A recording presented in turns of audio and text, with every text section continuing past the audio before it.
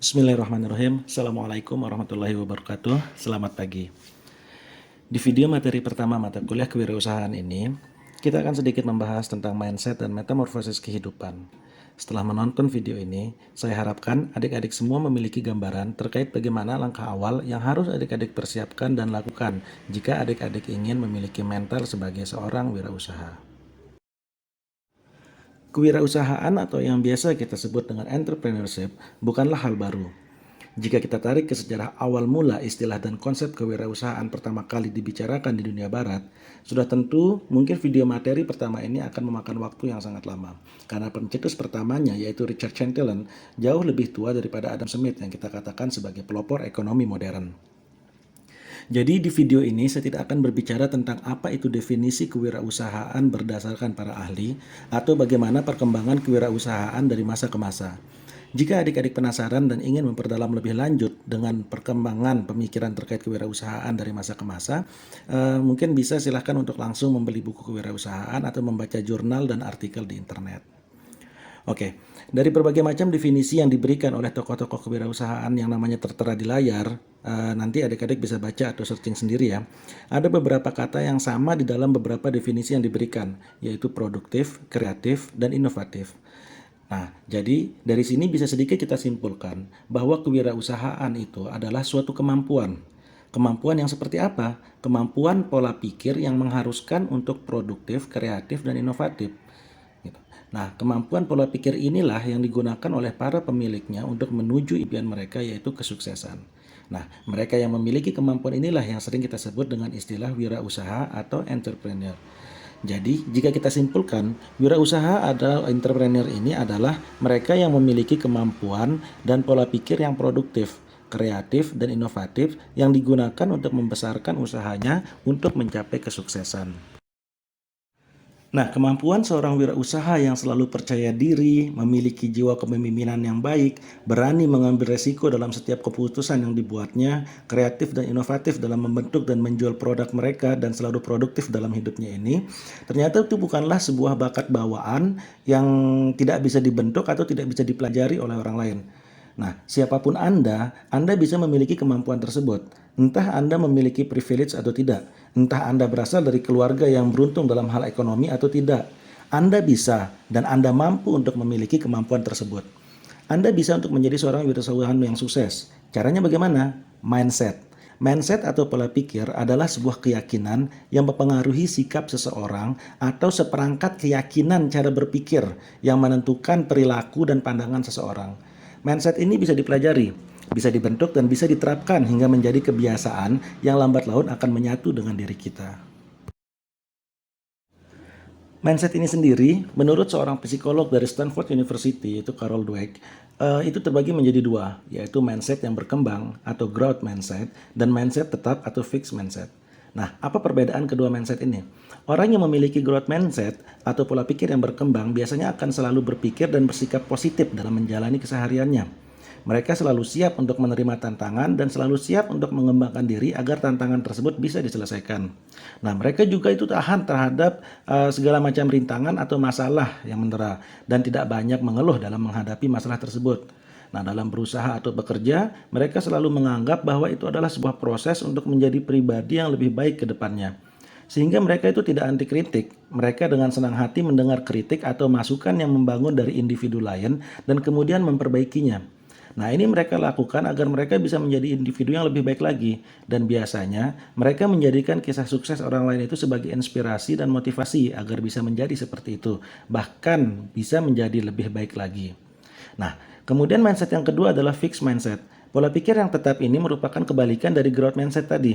Jika growth mindset adalah pola pikir atau cara bersikap seseorang yang menjadikan dirinya pribadi yang positif, maka fixed mindset ini adalah ciri atau pola pikir yang menjadikan seseorang memiliki cara pandang dan cara bersikap yang negatif. Nah, jika adik-adik lihat di layar, bisa dikatakan orang yang memiliki cara pandang atau bersikap dengan fixed mindset ini adalah orang yang mudah menyerah, keras kepala, tidak mau mendengar, menganggap remeh, dan julid ya mungkin bahasa sekarangnya itu. Nah, jadi jika adik-adik ingin bertransformasi menjadi pribadi yang lebih baik, ingin menjadi seseorang yang memiliki pola pikir yang berkembang agar mudah menggapai kesuksesan ke depannya, Koreksi diri sendiri dari sekarang. Mulai latih diri dan biasakan untuk berpikir dan bersikap dengan growth mindset tadi. Nah, merubah cara pandang dan cara sikap itu bukan sesuatu yang mudah dan instan ya. Ini membutuhkan waktu dan effort yang lebih. Belum lagi jika lingkungan dan circle kita itu kurang atau bahkan tidak mendukung untuk melakukan itu. Nah, jadi mulailah melatih diri dari sekarang dan ambil keputusan-keputusan untuk kebaikan diri adik-adik sendiri ke depannya. Lalu bagaimana sih caranya untuk melatih diri agar cara pandang dan sikap yang berkembang tadi itu lebih dominan dalam diri kita? Nah, ada beberapa cara yang mungkin bisa adik-adik lakukan, yaitu yang pertama, pola bahasa. Apa itu pola bahasa? Pola bahasa adalah cara seseorang dalam berbicara, yang mana itu mencerminkan pola berpikirnya. Jika adik-adik ingin growth mindset tadi menjadi lebih dominan dalam diri adik-adik, maka adik-adik harus mulai untuk merubah cara berbicara. Contohnya begini, nah, ketika kita mendapatkan nilai yang jelek dalam sebuah tugas atau kuis yang diberikan oleh dosen, ada dua reaksi yang akan kita keluarkan, gitu ya. Ada kemungkinannya itu ada dua reaksi yang akan kita keluarkan. Yang pertama yaitu kaget, lalu bertanya ke diri kita sendiri, loh kok bisa ya? Apa yang salah? Apa mungkin ada cara lain? Nah, untuk menjawab pertanyaan sendiri tersebut, adik-adik kemudian membuka buku lagi, mencari referensi lain, dan jika mentok, adik-adik bertanya ke teman atau dosen untuk mendapatkan masukan. Nah, bagaimana reaksi yang lain? Reaksi yang kedua itu sama seperti yang tadi, kaget gitu kan. Lalu bertanya ke diri sendiri, kok bisa sih? Nah, tapi selanjutnya tidak mencoba untuk mencari tahu kenapa bisa begitu tadi itu. Nah, kemudian dia pasrah lalu berkata, udah males, udah capek, banyak tugas lain yang masih dipikirin. Dari contoh sederhana tadi akan terlihat nantinya, jika kita membiasakan untuk bereaksi seperti yang pertama, maka growth mindset akan sedikit demi sedikit menjadi dominan dalam diri kita. Berkebalikan jika kita terus-terusan bereaksi seperti yang kedua, sudah pasti fixed mindset itu akan lama-kelamaan akan menjadi dominan di dalam diri kita. Nah, kemudian cara yang kedua untuk melatih agar growth mindset ini menjadi lebih dominan dalam diri kita itu adalah dengan selalu mengutamakan proses. Gitu. Itu kita tanamkan dalam pola pikir kita. Sekarang coba kita tanya diri kita masing-masing. Untuk apa kita belajar? Untuk apa sih kita sekolah? Untuk apa kita kuliah? Nah, saya yakin banyak yang akan menjawab agar bisa dapat gelar dan kemudian dapat kerja. Ada juga yang menjawab untuk gengsi dong, gitu kan, anak kuliahan. Dan mudah-mudahan nggak ada yang menjawab karena gabut ya. Nah, jika diberikan pertanyaan seperti itu, berapa orang sih di antara kita yang akan menjawab untuk menempa diri dan atau untuk berproses? Berapa orang di antara kita yang akan menjawab untuk belajar agar dapat ilmu dan kemudian menggunakannya untuk kebaikan banyak orang dengan membuka lapangan kerja atau organisasi nirlaba? Nah, jika kita ingin melatih diri kita agar ground mindset kita semakin dominan dalam diri kita, maka kita harus merubah cara pandang tersebut. Belajarlah untuk mendapatkan ilmunya. Kuliahlah untuk belajar, untuk mendapatkan ilmu, untuk menempa diri dan karakter. Nilai itu memang penting ya, tapi bukan yang utama. Tapi jangan juga jadikan proses sebagai alasan kenapa kita harus berlama-lama di dunia kampus. Alasannya aja untuk berproses, padahal mah karena memang malas aja kan. Nah, kemudian yang ketiga. Nah, yang ketiga ini adalah belajar berdamai dengan diri sendiri. Orang yang ingin memiliki cara pandang dan sikap growth mindset sangat menghargai proses. Karena bagi mereka, proses adalah sarana bagi mereka untuk mengembangkan diri. Kesalahan yang dilakukan dalam masa berproses tersebut dijadikan pembelajaran dan dicarikan penyebabnya untuk kemudian diperbaiki. Setiap melakukan kesalahan yang berujung pada kegagalan, mereka menerimanya dengan lapang dada. Mengakui bahwa ada yang salah nih pasti, ada yang kurang, ada yang keliru. Dan jika tidak bisa menemukan penyebabnya, mereka akan bertanya kepada orang lain yang dianggap lebih tahu untuk mendapatkan masukan. Mereka nggak gengsi atau harus malu untuk melakukan itu. Karena bagi mereka, kesalahan dan kegagalan adalah proses pengembangan diri, proses pembelajaran, bukan aib yang harus disembunyikan dan melakukan denial terus-terusan dengan segala macam alasan. Nah, kemudian yang keempat, berbagi dengan orang lain. Nah, dalam berproses ini kita pasti akan melakukan kesalahan yang bahkan sampai pada kegagalan kan. Nah, dalam setiap kesalahan tersebut kita mesti bangkit lagi untuk memperbaikinya. Nah, ini mengharuskan kita untuk terus belajar dan belajar lagi. Ketika kesalahan dan kegagalan tersebut sudah bisa kita perbaiki, secara otomatis kita sudah memiliki strategi atau tips dan trik khusus untuk itu. Nah, apa yang sudah kita dapatkan ini hendaknya kita bagikan lagi kepada orang yang membutuhkan insight tambahan. Nah, selain untuk membantu orang lain, ini juga bertujuan agar kita bisa selalu ingat dengan usaha dan kerja keras kita selama berproses, sehingga bisa dijadikan motivasi bagi diri kita sendiri ketika suatu saat kita melakukan kesalahan atau menemui kegagalan lagi. Nah, kemudian cara yang terakhir adalah merefleksikan diri. Setelah mengalami berbagai macam proses, orang yang ingin memiliki growth mindset akan memberi waktu untuk merefleksikan dirinya sendiri. Mereka akan memikirkan kembali tujuan-tujuannya dan fokus untuk proses ke depannya. Tidak salahnya kita mencoba untuk belajar membuat jurnal harian ya. Tulisin aja tuh apa tujuan utama kita, kemudian hal-hal apa yang menjadi batu sandungan untuk sampai ke sana, dan pikirkan kembali tujuan-tujuan kecil yang mesti dipersiapkan untuk menghindari batu sandungan tersebut agar kita bisa agar kita bisa mencapai tujuan utama kita. Nah, dan jangan lupa untuk memberikan self reward agar kita tetap semangat pada diri kita sendiri. Nah, jika kita sudah mampu untuk membuat growth mindset mendominasi pada alam bawah sadar kita, maka dengan sendirinya sifat-sifat atau kemampuan yang dimiliki oleh seorang wirausahawan akan terbentuk pula dalam diri kita. Ketika modal awal ini sudah kita miliki, nah sekarang tinggal bagaimana kita mengambil keputusan selanjutnya. Apakah kita akan memilih untuk menjadi pekerja dulu atau langsung membuka lapangan kerja? Tidak ada yang salah dari kedua pilihan tersebut. Ingat ya, tidak ada yang salah dari kedua pilihan tersebut. Keduanya memiliki kelebihan dan kekurangan masing-masing. Yang salah itu adalah tidak memilih atau tidak mengambil tindakan apa-apa. Nanti setelah kita kuliah, kita mau apa sih? Kerja ikut orang atau membuka lapangan kerja dengan membuka usaha? Nah, tuntutan hidup terutama dari diri sendiri dan orang terdekat kita itu terkadang membuat kita tidak bisa berlama-lama untuk berpikir akan mengambil pilihan yang mana. Pilihan-pilihan tersebut memiliki kelebihan dan kekurangannya masing-masing. Tapi satu yang harus kita tahu, pilihan-pilihan tersebut tidak ada yang salah. Sebagaimana yang sudah kita bahas tadi, ketika kita sudah berhasil membuat growth mindset mendominasi dalam diri kita, maka mental, cara pandang, dan bersikap kita sudah terbentuk dengan sendirinya. Maka pilihan apapun yang kita pilih, kita pasti akan mampu untuk mengembangkan diri di dalamnya. Tadi kita sudah membahas panjang lebar tentang proses ya. Nah, maka sudah selayaknya kita ini memahami bahwa segala macam yang akan kita lakukan masih akan selalu membutuhkan proses ke depannya. Kita semua pasti sudah tahu dong bagaimana metamorfosis seekor kupu-kupu. Nggak pernah tuh ada kupu-kupu yang begitu dilahirkan langsung menjadi kupu-kupu yang indah. Mereka pasti berproses tahap demi tahap, mulai dari telur, kemudian menjadi ulat, berubah menjadi kepompong, baru dah dia akan berubah menjadi kupu-kupu. Ya kan? Nah, begitu pula kehidupan kita selepas kuliah. Yang penting kita sudah memiliki modal utama tadi, yaitu mindset yang positif.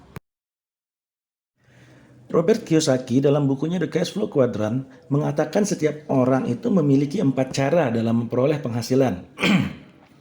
Yang pertama yaitu menjadi pekerja untuk orang lain atau menjadi pekerja bagi dirinya sendiri. Nah, kemudian yang ketiga menjadi businessman atau pengusaha, dan terakhir menjadi investor. Nah, untuk menjadi kuadran pertama ini menjadi pekerja bagi orang lain. Dalam kuadran ini kita akan mengikuti sistem kerja yang dibuat oleh orang lain. Kita akan menghabiskan waktu dan tenaga kita untuk mendapatkan penghasilan yang besarannya itu sudah ditentukan sampai kita pensiun nanti. Nah, untuk kuadran kedua, kita bekerja untuk diri kita sendiri. Kita membuka usaha sendiri dan mendapatkan penghasilan dari usaha kita tersebut. Kita akan menghabiskan waktu dan tenaga kita untuk mendapatkan penghasilan yang besarannya ditentukan oleh kemampuan kita sendiri.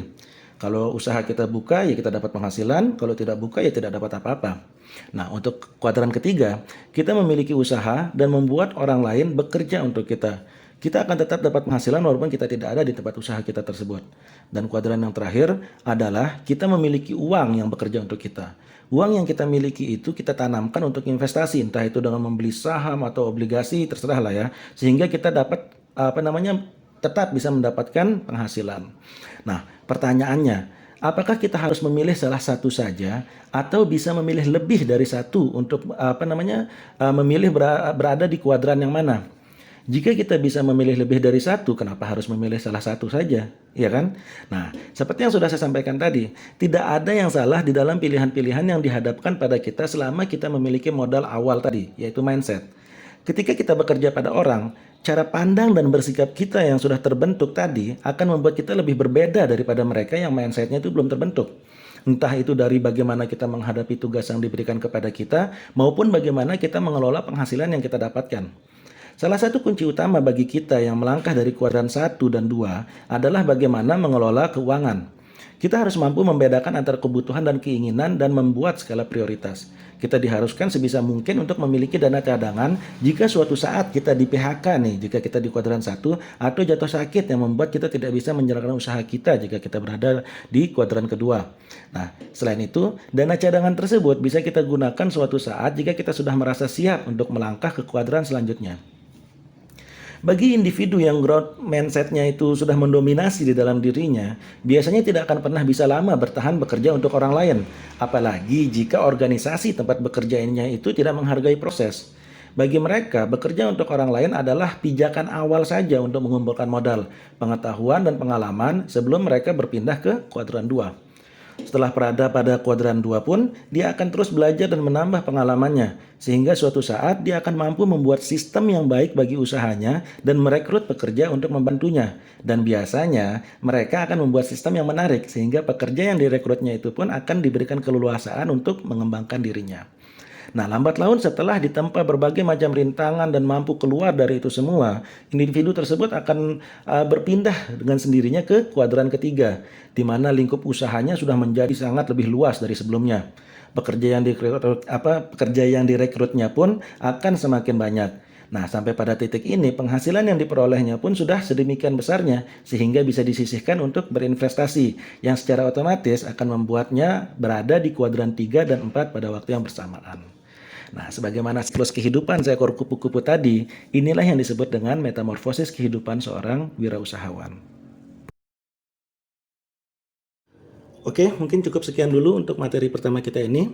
Saya harapkan adik-adik sudah memiliki gambaran yang cukup terkait bagaimana membentuk mindset dasar bagi seorang wirausahawan dan bagaimana bermetamorfosis dalam kehidupan seorang wirausahawan. Video ini sengaja saya buat singkat untuk menstimulasi adik-adik agar mencari dan membaca referensi tambahan secara mandiri. Ingat, kreatiflah dan jangan malas dalam mencari referensi tambahan sehingga kita bisa mengembangkan diri kita lebih maksimal lagi. Jika ada pertanyaan terkait materi yang saya sampaikan atau mungkin ada yang ingin ditanyakan terkait materi dari referensi yang adik-adik dapatkan secara mandiri nanti, silahkan untuk langsung ditanyakan via WA Group kapan saja. Saya tidak akan membatasi waktu berdiskusi hanya pada jam kuliah saja. Oke, terima kasih saya ucapkan atas waktu dan perhatiannya. Semoga kita semua selalu diberikan kesehatan, keselamatan, dan keberkahan dalam hidup oleh Allah Subhanahu wa taala. Assalamualaikum warahmatullahi wabarakatuh. Selamat pagi.